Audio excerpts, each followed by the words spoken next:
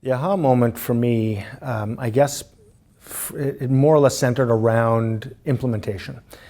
We've talked a lot about the problem and the options, and I must say, in various circles, we've all had those same discussions where we all get bogged down is, okay, now we know what the problem is, we know what the options are, and where the barriers are. It's okay, what's the step forward?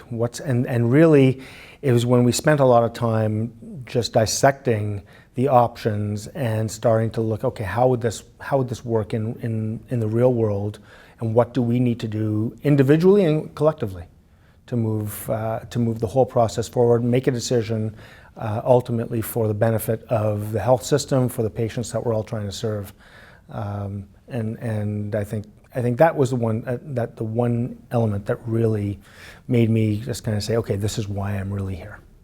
We've talked a lot in the past over many years about the issues, and now it's just about finding out what we need to do. So it's about communication to our own constituents. I think we need to socialize it with as many people as possible to start the dialogue and getting more and more people comfortable with this whole concept. The biggest thing that I'm personally going to have to look at, and probably one of the biggest things that came out of this discussion, was the concept of how this all gets funded, where the incentives come from. Because what gets paid gets done, and no one wants to work for free.